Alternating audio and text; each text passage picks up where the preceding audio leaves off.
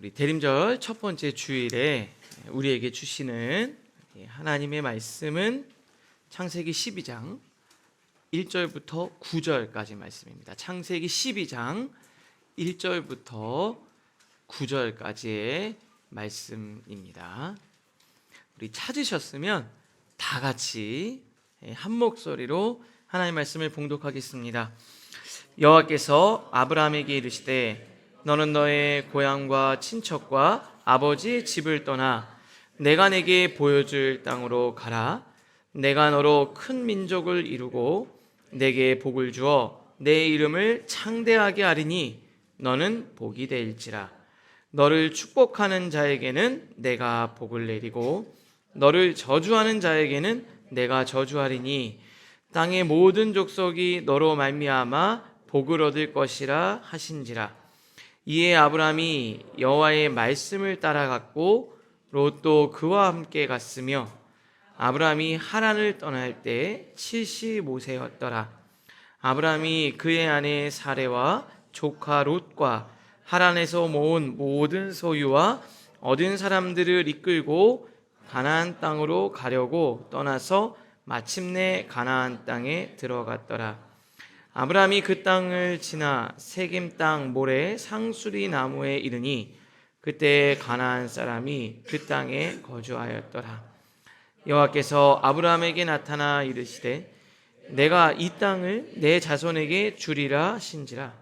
자기에게 나타나신 여호와께 그가 그곳에서 제단을 쌓고 거기서 베델 동쪽 산으로 옮겨 장막을 치니 서쪽은 베델이요 동쪽은 아이라. 그가 그곳에서 여호와께 제단을 쌓고 여호와의 이름을 부르더니 점점 남방으로 옮겨갔더라. 아멘. 저희가 대림절이라는 절기로 4주간을 이제 보내려고 합니다. 대림절은요, 주님이 오심을 기다리는 절기여서 성탄절 바로 전에 4주간의 기간을 뜻합니다. 성탄을 기다리면서 다시 오실 주님에 대한 소망을 가지고 경건하게 보내는 이 4주간의 여정을 대림절이라고 해요. 오늘 우리 기도하는 우리 영무 형제가 초를 이렇게 딱 밝히지 않았습니까? 초를 밝혔는데요. 보통 진한 색깔 초에서부터 밝은 색깔 초로 가는 거예요.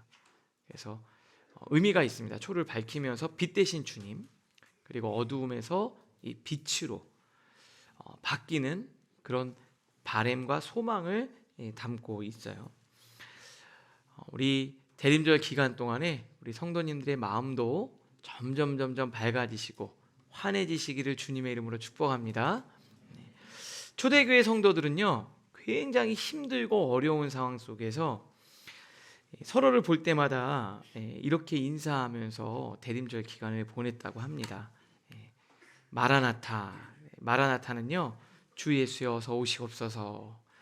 주님 오셔서 저희를 구원하여 주시고, 주님 빨리 하나님 보고 천국에 가고 싶습니다. 주님 오시옵소서. 이렇게 그러면서 서로 용기를 복돋아주고 위로하고 그렇게 기간을 보냈다고 합니다. 이 기간이 희망을 갖고 소망을 주는 그런 기간이었어요. 저희도 한번 그런 마음을 담아서 옆에 분들 바라보면서 이렇게 한번 인사하겠습니다. 마라나타, 주님이 오십니다. 네, 표정은 안 오셨으면 하는 그런 표정이신 것 같은데요. 오늘은 이 대림절 기간 동안에 여러분들과 함께 좀 기다림에 대해서 나눠보려고 해요. 오늘 제목은 기다림의 기술이었어요. 사실 이렇게 주님 어서 오시옵소서 하면서 이 기다림을 또 기대와 설렘으로 또 보내야 되는데, 사실 우리가 일상에서 우리 삶에서 기다린다라는 이 말이 어떻게 좀 들리세요? 기다린다라는 그 말이 희망이나 소망이나 설렘 같은 것이기보다는 조금 더 고통스럽고 힘든, 마치 고문에 가깝게 느껴지는 순간들이 훨씬 더 많은 것 같아요. 그리고 요즘은 기다리는 거가 굉장히 어려운 시대가 됐어요. 요즘은 옛날에는 뭐 주문하면 최소한 며칠은 걸리는데 요즘에는 오늘 주문하면 다음 날 오고 아침에 주문하면 막 저녁에 오고 자기 전에 주문하면 나가기 전에 다 와 있잖아요. 조금만 늦으면. 그리고 그렇게 빨리 오는데 배송 확인해가지고 언제 오는지 막 확인하고 그러지 않나요? 그리고 화면 좀 보다가 옛날보다 인터넷도 엄청 빨라졌는데 조금 느려지면 막 새로 고침 누르고 나갔다 다시 들어가고 그래서 저희는 기다리는 게 좀 어려운 시대인 것 같아요. 요즘에는 핸드폰으로 연락하는데 옛날에는 삐삐 있었잖아요. 삐삐. 그 전 세대는요. 이게 연락을 할 수 있는 방법이었기 때문에 그냥 무작정 기다릴 수밖에 없는 거예요. 그러면서 기다리면서 기다림 속에서 주어지는 선물과 같은 것들을 많이 누리고 살았는데 지금 시대는 좀 그런 것들을 어려워하는 것 아닌가 그런 생각이 들었습니다. 이와 관련해서 상당히 재밌는 기사 하나를 여러분들에게 좀 소개를 해드리고 싶은데 상당히 오래됐어요. 예전에 1912년에 뉴욕타임즈에 나왔던 기사예요. 왜 기다림이 우리에게 고통과 고문처럼 느껴지나. 어떤 사례를 소개했습니다. 어떤 사람이 휴스턴 공항에 이 수화물을 찾는 것 때문에 고객들이 불만이 굉장히 많았어요. 그래서 이 공항 측이 이 문제를 해결하려고 수화물 처리 인원을 대폭으로 늘렸습니다. 그런데도 불만이 심각한 거예요. 그러니까 나와서 짐을 기다리는데 8분이 소요되는 거예요. 근데 그 당시에 8분이 소요되는 거 정도면은 거의 업계 최고 수준으로 신속하게 이 수화물이 나오는 겁니다. 그런데도 사람들이 불만이 줄지 않고 계속해서 왜 이렇게 오래 기다리냐, 이렇게 불만을 많이 토로했어요. 그러니까 경영진들이 엄청 당황했겠죠. 야, 이거 뭐지? 도대체 문제가 뭐지? 이거 어떻게 해야 되지? 그러다가 한 가지 아이디어를 냈습니다. 그게 바로 뭐냐면 도착 게이트에서 수화물을 찾는 데까지 가는 시간은 1분이고 기다리는 시간이 7분이었어요. 그러니까 빨리 나와서 짐 앞에서 7분 동안 아무것도 안 하고 기다리고 있다라는 거예요. 그래서 어떻게 했냐면 수화물이 나오는 곳은 그대로 두고 이동하는 길이를 뺑뺑 돌린 거예요. 뺑뺑 돌려서 7분 동안 걷고 거의 도착하면 바로 나올 수 있게 만들어 놓은 겁니다. 그러니까 사실 승객들 입장에서는 더 안 좋은 거잖아요. 가만히 있고 기다리고 짐을 찾으면 되는데 7분 동안 뺑뺑 돌아서 걸어 다니다가 도착하면 짐이 딱 나와 있게 만든 거예요. 그랬더니 승객들이 엄청나게 만족도가 높아지면서 칭찬하기 시작했습니다. 와, 공항 도착하니까 짐이 나와 있네. 이런 거예요. 이미 가방이 도착했을 때는 승객들을 기다리고 있었다라는 거예요. 그러면서 이 MIT 한 교수 연구원이 이렇게 얘기했어요. 객관적인 시간보다 기다림의 심리가 훨씬 더 중요한 것 같다. 우리에게 기다림이라는 것이 마냥 기쁨이 될 수는 없겠죠. 없겠지만 그 시간에 그 기다리면서 있는 시간을 어떻게 보내고 그 시간에 무엇을 하느냐에 따라서 그 기다림의 의미도 다르고 우리가 느끼는 느낌과 감정도 달라질 수 있다는 거예요. 그래서 오늘 제목을 기다림의 기술이라고 표현했는데 기술이기보다는 이 기다림의 시간을 어떻게 보내는 것이 정말 좋을까? 그리고 하나님은 우리에게 그 기다릴 수밖에 없는 시간을 주시는데 그때 우리가 행하시기를 요구하시는 것은 무엇일까? 그것을 여러분들과 좀 나눠보려고 해요. 하나님의 축복을 향해서 엄청나게 오랜 시간을 기다렸던 한 인물인데 그게 바로 아브라함입니다. 그래서 여러분들과 아브라함을 통해서 말씀을 나누려고 해요. 우리 화면을 보면서 같이 한번 읽어볼까요? 시작. 축복의 전제. 오늘 우리가 읽은 본문 창세기 12장은요 보통 축복장이라고 할 만큼 우리의 가슴을 뛰고 설레게 하는 그 축복의 메시지를 아브라함에게 들려줍니다. 2절과 3절을 보니까 내가 너로 큰 민족을 이루고 내게 복을 주어 내 이름을 창대하게 하리니 너는 복이 될지라. 얼마나 좋습니까? 우리 뒤에서 열심히 사역하는 우리 예찬이, 제가 갑자기 예배 시간에 예찬이에게 예찬아 너는 정말 큰 가문, 멋진 가문을 이룰 거야. 부끄러워서 지금 눈을 못 뜨고 있어요. 하나님이 너에게 복을 주시고 네가 정말 업계에서 유명한 사람이 될 거야. 그리고 너를 통해서 만나는 사람들이 하나님의 축복을 누리게 될 거야. 이렇게 얘기하면 벌써 너무 좋잖아요. 그죠? 그리고 또 뭐라 그래요? 너를 축복하는 자에게, 아브라함에게 이렇게 얘기하신 거예요. 너를 축복하는 자를 내가 복을 내리고 너를 저주하는 자는 네가 하지 않아도 내가 벌을 내릴 거야. 땅의 모든 족속이 너로 말미암아 복을 얻을 것이다. 이렇게 주님이 말씀을 주신 거예요. 듣기만 해도 막 설레죠. 여러분, 누가 와서 여러분에게 그렇게 격려의 말을 한다 그러면 얼마나 좋겠습니까? 근데 아들을 갖고 싶은데 아들을 갖지 못했던 아브라함에게 이 축복의 메시지를 들려주셨어요. 그런데 하나님이 이 메시지를 주시면서 먼저 전제로 주시는 요구사항이 있었다는 거예요. 2절과 3절에 앞서서 이 가슴 뛰고 설레는 축복의 메시지 앞에 뭘 말씀해 주셨냐면 두 가지의 요구사항이 있었어요. 반드시 해야 할 것들 두 가지였습니다. 그게 동사로 표현할 수 있어요. 그게 바로 뭐냐면 1절 말씀 우리 다시 한번 읽겠습니다. 시작. 여호와께서 아브라함에게 이르시되 너는 너의 고향과 친척과 아버지의 집을 떠나 내가 내게 보여줄 땅으로 가라. 이 가슴 떨리는 이 축복의 메시지 앞에 두 가지가 있었어요. 첫 번째는 너의 고향과 친척과 아버지의 집을 떠나라. 그리고 두 번째는요, 내가 내게 보여줄 땅으로 가라. 떠나라. 그리고 가라. 이 두 가지였어요. 이 두 가지가 선행되어져 있다는 거. 오늘 이게 되게 중요한 것 같아요. 두 가지 조건이 준비되어져서 축복을 담을 그릇이 되니까 하나님이 그의 인생에 복을 담아주신 거예요. 그러면 이 두 가지는 아브라함에게 어땠을까요? 아브라함에게 쉽지 않은 거였습니다. 그리고 이 두 가지가 잘 아브라함의 여정 가운데 이루어지니까 정말 하나님의 약속대로 그의 인생에 복이 되게 하셨고 아브라함을 통해서 수많은 자손들이 하나님의 축복을 누리게 되었어요. 지금 이 메시지를 들은 때가 75세고 그 약속이 성취되는 게 100세였어요. 25년 동안 그 기다림의 시간 동안에 하나님은 아브라함에게 이 준비를 시키신 거예요. 두 가지 사항을 여러분들과 조금 더 깊이 있게 좀 나눠보려고 해요. 첫 번째 요구하신 게 떠나라였죠. 그게 바로 뭐냐면 거룩한 빼기의 과정이었습니다. 거룩한 빼기의 과정.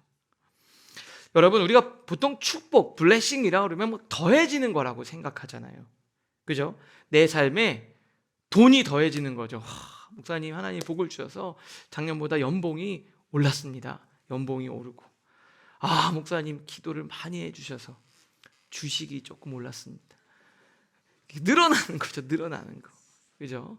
그러니까 뭔가 이렇게 늘어나는 거잖아요. 직급도 늘고 규모도 커지고 성공해서 더해지는 건데, 아니, 하나님이 축복을 주시는데 하나님의 방법, 하나님의 축복의 보법이 달랐던 거예요. 뭐 하셨냐면 계산법이 다른 거죠. 복을 주시기 전에 빼기를 먼저 하고 계신다는 거예요. 이걸 여러분들이 잘 보셔야 돼요. 아브라함 입장에서 이게 복이라고 느껴지지는 않았을 거예요. 오히려 우리 서두에 얘기한 것처럼 고통과 재앙처럼 여겨져요. 아브라함에게 엄청나게 안정감을 주었던 도시를, 그리고 살기 참 좋은 곳이었어요. 왜냐하면 거기서 아브라함이 잘 살았거든요. 근데 거기를 떠나라는 거예요. 거기를 떠나라. 그리고 아버지 밑에서, 친척들 밑에서 주변에 사람들이 많으면 도움 받을 수도 있잖아요. 여차하면 도움 받을 수 있잖아요. 그죠? 그래도 마음의 안정감은 있잖아요. 그래도 마음의 안정감을 얻을 수 있는 곳인데 거기를 떠나라고 이야기를 하는 겁니다. 사회적 안전망을 끊어내는 빼기의 작업을 하시는 거예요. 그러니까 여러분, 이걸 보면 아브라함도 하나님의 복을, 약속을 받고 성취하는 과정에 첫 번째 하나님이 뭘 요구하셨냐? 빼기를 요구하셨다는 거예요. 성경은 다른 부분에서도 하나님이 동일하게 이런 과정들을 요구하세요. 사사기 7장에 미디온과의 전쟁을 하러 나가요. 기드온이 미디안과 전쟁을 합니다. 군사를 모았어요. 전쟁을 하면 최대한 군사를 많이 모으지 않습니까? 32,000명을 모았어요. 여러분, 전쟁할 때 많으면 많을수록 좋죠. 승리를 주시겠다고 했으니까 우리 생각에는 어떤 생각을 했을까요? 갑자기 막 감동을 줘서 군대로 자원하는 사람이 더 많아지거나, 아니면 옆 이웃 국가에서 지원 나와서 도움을 하거나, 아니면 무기가 생기거나, 이런 걸 하잖아요. 그런데 하나님이 반대로 빼기를 하시는 거예요. 사사기 7장 2절 보니까 여호와께서 기드온에게 이르시되 너를 따르는 백성이 너무 많은즉. 당황스럽지 않나요? 아니, 지금 부족한데, 이것도 부족하거든요. 근데 하나님이 그러는 거예요. 지금 너무 많다는 거예요. 그죠? 그러면서 뭐라 그러냐면, 내가 승리하게 하면 혹시 너네들 힘으로, 자기 힘으로 했다고 말할까 봐 그래. 그러면서 3절에 보니까 이렇게 귀에 외쳐 이르고 사람들한테 얘기하라는 거예요. 두려워 떠는 자는, 이거 전쟁 장난 아닌데 무서운 사람들은 돌아가도 좋습니다. 억지로 왔던 사람들 다 돌아가게, 한 사람이라도 더 데리고 있어야 되는데 하나님이 다 떨구시는 작업을 하는 거예요. 길르앗산으로 떠나 돌아가라 이랬더니 백성들이 몇 명이 도망간 거예요? 2만 명이 가고 지금 몇 명 남았습니까? 10,000명 남았어요. 여기까지는 그래도 납득이 될 것 같아요. 하나님이 그래도 10,000명 정도로 뭐 하시려는가 보다. 10,000명 정도는 가능하겠지. 근데 갑자기 하나님이 또 어떻게 하냐면, 이게 마지노선이에요. 하나님, 여기까지는 여기까지입니다. 여기까지는 제가 납득을 할 수 있어요. 근데 하나님이 또 건드시는 거예요. 설마 여기까지는 더 건드시지 않겠지? 근데 이번에 또 이렇게 말씀을 하십니다. 여호와께서 또 이르시되 백성이 뭐 하대요? 아직도 많으니. 너무 당황스러운 거죠. 그리고 물가로 내려가서 그들을 시험하고 테스트하겠다. 물을 마시라고 하는 거예요. 그리고 물을 마시라고 하는데, 여기 잘 보세요. 서서 마시는, 주위를 살피고 마시는 사람은 데리고 가고, 그냥 얼굴을 대고 마시는 사람은 이게 한 게 아니라 이렇게 돼 있어요. 내가 누구를 가리켜 시험하는데, 누구를 가리켜서 데리고 가고, 누구는 데리고 가지 말라고 내가 할 거니까 기다리라는 거예요. 그래도 물을 마시는 걸 딱 봤더니 300명만 이렇게 주위를 살피고 먹고, 그죠? 나머지는 반대로 300명은 핥아서 먹고 나머지는 주위를 살피고 먹는 거예요. 그러니까 어떻게 하죠? 7절에 어떻게 됩니까? 같이 한번 읽겠습니다. 시작. 여호와께서 기드온에게 이르시되 내가 물을 핥아 먹은 300명으로 너희를 구원하며 미디안을 내 손에 넘겨주리니 남은 백성은 각각 자기 처소로 돌아갈 것이니라 하시니. 자, 이렇게 돼 있어요. 무슨 말일까요? 손에다 대고서 이렇게 서서 먹은 사람들 걔네들만 데리고 가라는 거예요. 분명 이런 생각 했겠죠? 하나님이 9,700명을 선택하시겠지? 그죠? 설마 하나님이 300명 데리고 가라고, 이건 아닐 것 같은데. 근데 하나님 어떻게 하셨어요? 300명을 선택하신 거예요. 이게 무슨 말일까요?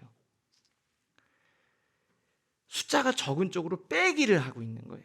계속 줄이는 거예요. 그러면 여러분, 이거 거의 1%로 들어간 거예요. 99% 다 빼신 거예요. 내가 갖고 있는 99% 다 뺏으신 거예요. 그리고 300명쯤 되면 무슨 생각해요? 끝이에요. 끝. 없다고 보시면 돼요. 이제 기대할 수 있는 게 없어요. 근데 하나님이 그때 일하신다, 이 말이에요. 여러분은 혹시 하나님께서 여러분들에게 거룩한 빼기를 하고 계신지 모르겠어요. 축복의 메시지를 주실 때 아브라함에게 요구하셨던 이 요구를 여러분들이 요청하실 때가 있어요. 너무 힘들고 때로는 고통스러울 수 있어요. 그러나 그것을 통해서 하나님이 여러분들을 축복의 그릇으로 빚으시는 겁니다. 우리가 복 이야기할 때 시편 1편 말씀 늘 얘기하잖아요. 시편 1편 말씀이 어떻습니까? 복 있는 사람은 악인의 길을 따르지 아니하고 죄인의 길에 서지 않고 오만한 자들의 자리에 앉지 않고, 이게 다 뭐예요? 그게 여러분 볼 때는 막 이상한 죄 짓는 거라고 생각하지만 하나님이 그것들을 다 정리하시는 거예요. 정리하시는 거예요. 정리를 요구하신다고요. 그러면서 오직 여호와의 율법을 즐거워하여 그 율법을 주야로 묵상하는 자로다. 오직 여호와의 율법을 묵상한 그는 시냇가에 심은 나무가 철을 따라 열매를 맺으며 그 잎사귀가 마르지 아니함 같으니 그가 하는 모든 일이 다 형통하리로다. 성경 안에서 요구하시는 게 있잖아요. 아브라함에게 요구하신 거, 기드온에게 요구하신 거. 복 있는 사람을 이야기할 때 우리는 그냥 시냇가에 심은 나무만 생각하지만 하나님은 그 3번의 빼기의 과정을 말씀하셨다는 거예요. 그런데 내가 그거를 못하면 어떻게 됩니까? 그 시간이 굉장히 길어지는 거예요. 여러분, 우리 이 말씀을 통해서 거룩한 덜어내기와 빼기의 과정이 이 대림절 기간 동안에 우리 성도님들에게 있기를 바랍니다. 우리가 무엇을 하나님이 내놓으라고 하시는가, 내려놓으라고 하시는가 생각하고 정리를 하실 수 있기를 바랍니다. 두 번째예요. 우리 같이 한번 읽어볼까요? 시작. 가라, 주도권 넘기기. 그런데 저는 1절을 보면서 정말 이 명령은 너무나도, 이게 정말 하나님이 가끔 보면은 분명히 하나님은 다 계획이 있으시겠지만 우리 입장에서는 이게 좀 막무가내로 저희를 하시는 것 같다는 느낌이 들어요. 1장을 보니까 이렇게 돼 있잖아요. 내가 내게 보여줄 땅으로. 보통은 어디를 가라 그러면 어디를 말해주잖아요. 근데 뭐라 그러죠? 일단 가라는 거예요. 일단 가라는 거예요. 일단. 그리고 뭐래요? 가면서 알려주겠다, 이렇게 말씀을 하시는 거죠. 뭐라고 되어 있습니까? I will show. 그러니까 보여준다는 거예요. 내가 너에게 보여줄 테니까 가라는 거예요. 이 성경이라서 이게 좀 점잖게 읽히지, 한번 상상을 해보세요. 전 진짜 당황스러울 것 같아요. 어느 날 제가 저희 아내한테, 여보 우리 이사 가야 돼. 야, 오니야, 로아야, 이사 가야 돼. 어디로 가? 했더니 일단 짐 싸고 나가면 하나님이 알려주신대. 막 이런 거랑 똑같은 거예요. 그래서 아내한테 장난하지 말고 여보. 아니, 하나님이 가라 그랬어. 어디로 가냐고 했더니 일단 짐 싸서 시동 걸면 하나님이 어딘지 알려주겠대. 그리고 그럼 아들이랑 딸이랑 물어보는 거죠. 어디로 가, 아빠? 아빠 어디로 가? 시동 키면 알려주실 거야. 일단 직진부터 하래. 그래서 직진하는 거예요. 사거리가 나온 거예요. 어떻게 됩니까? 사거리에서 우회전입니까? 좌회전입니까? 직진입니까? 물어보는 거죠. 기다려. 그때 하나님이 우회전하세요. 우회전. 여러분, 이게 무슨 말인지 이해되세요? 아니, 어느 지점을 알려주시면 가겠는데 그렇게 얘기하는 거예요. 번지수도 예상 소요 시간도 전혀 알려주지 않았어요. 이 말은요, 정보를 믿고 가는 게 아니라 약속을 믿고 가는 거예요. 히브리서 11장을 보면 더 이렇게 표현해요. 믿음으로 아브라함은 부르심을 받았을 때 순종하여 장래의 유업으로 받을 땅에 나아갈새 갈 바를 알지 못하고 갔다. 영어로 말하면 자기가 가는데 어디로 가는지도 모르고 갔다라는 거예요. 이게 맞아요. 이게 맞습니다. 사실은 저도 잘 모를 때가 있어요. 어디로 가는지. 하나님이 알려주시면 그것만큼 가는 거예요. 여러분, 이게 무슨 의미일까요? 그러면 우리는 하나님께 계속 물어야 되잖아요. 그렇죠? 그러면 여기서 주도권이 누구에게 있는 거예요?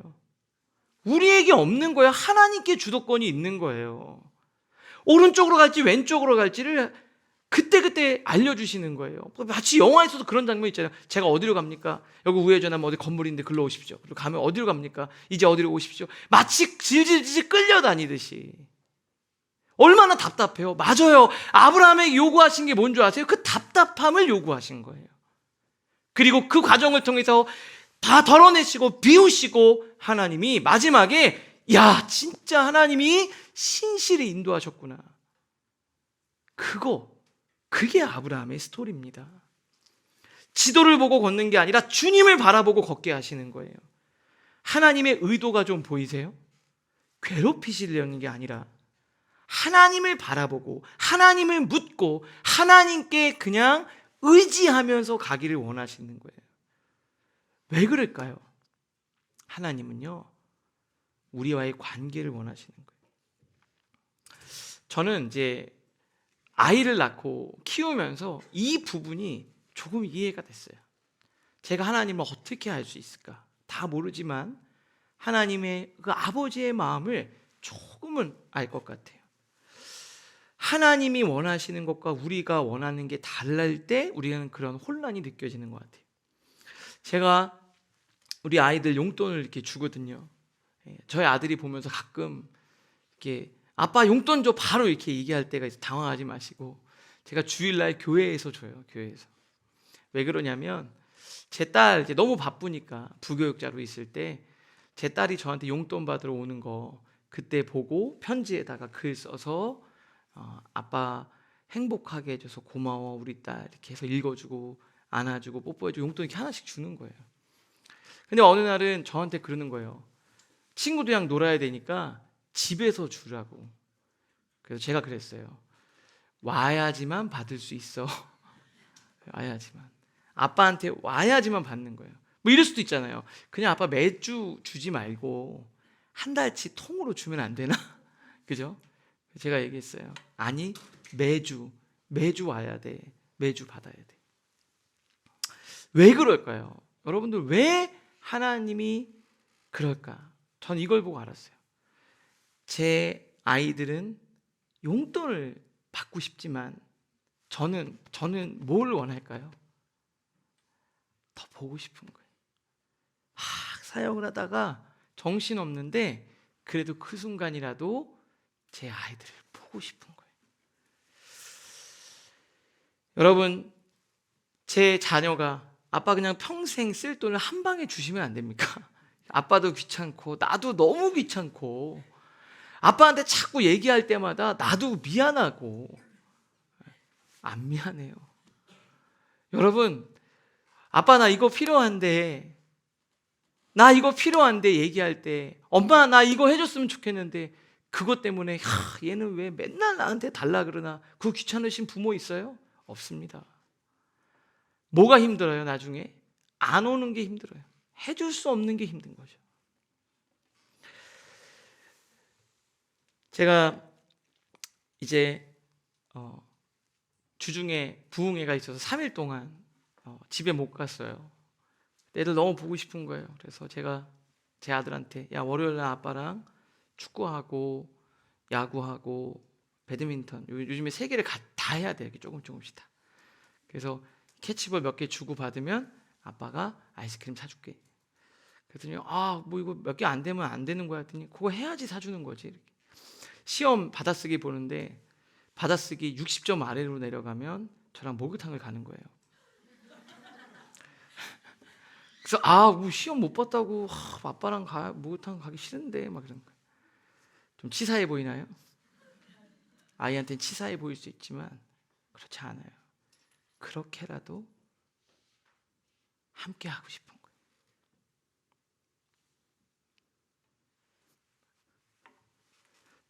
하나님도 여러분들과 그렇게 같은 마음이실 겁니다. 치사해 보일지언정. 제 아내가 그래요. 야 아빠 가서 좀 뽀뽀 좀 해줘. 싫어. 그러면 제가 벌칙을 만들어서 목욕탕을 가고 뽀뽀를 하더라도 하고 싶은 게 제 마음. 하나님은 어떠실까요? 여러분을 원하시는 거예요. 여러분을 원하시는 거예요. 아브라함이 그 25년을 시간을 보내면서 그거 깨달았을 것 같아요. 하나님 나 괴롭게 하는 게 아니라 하나님 나 사랑하시는 거예요. 나는 내 인생의 복을 원했지만 하나님은 나를 원하셨고 그 과정에서 하나님의 마음을 깨닫게 되는 거죠. 그렇게라도 하고 싶은 거예요. 그렇게라도. 치사해 보일지라도. 그게 그러면서 하나님의 마음을 조금 그 마음을 헤아릴 수 있게 됐어요. 시편 33편 이제 에브리데이 위드가 묵상을 하면서 여러분들도 보시겠지만 1절에 이렇게 돼 있어요. 우리 한번 같이 한번 읽어볼까요? 시작. 너희 의인들아 여호와를 즐거워하라. 찬송은 정직한 자들이 마땅히 할 바로다. 뭐라고 돼 있습니까? 여호와를 뭐하라? 즐거워하라.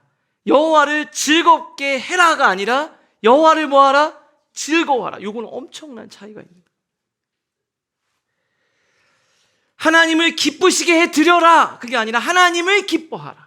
여러분, 기쁘시게 하는 것과 기뻐하는 것, 즐겁게 해드리는 것과 즐거워하는 것, 이 둘에는 엄청난 차이가 있어요. 부부예요, 부부. 근데 남편 보고 아내를 즐겁게 만들어라. 그것보다 더 좋은 게 뭐죠? 아내의 자취를 즐거워하는.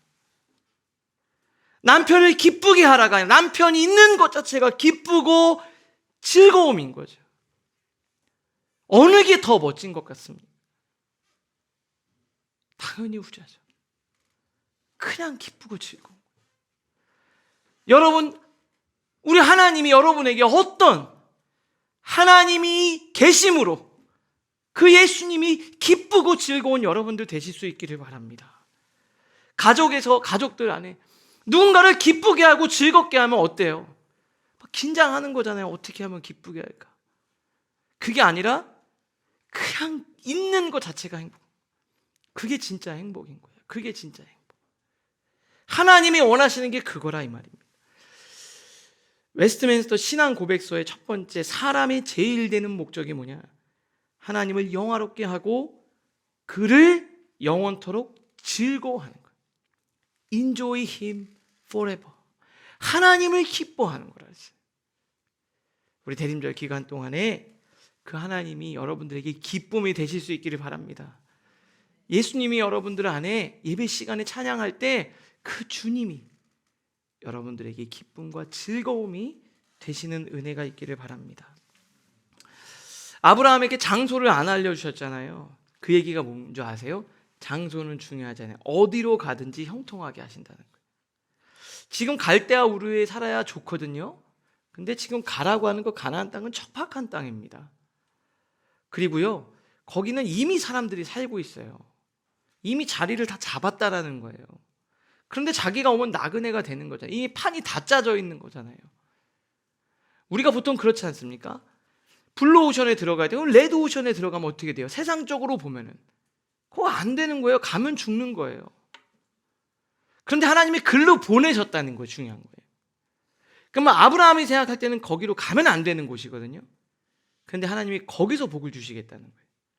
우리의 생각을 뛰어넘어서 일하시는, 장소가 중요한 게 아니라 하나님이 함께할 때 어떻게 되는지 아브라함에게 알려주시고 싶으신 거예요.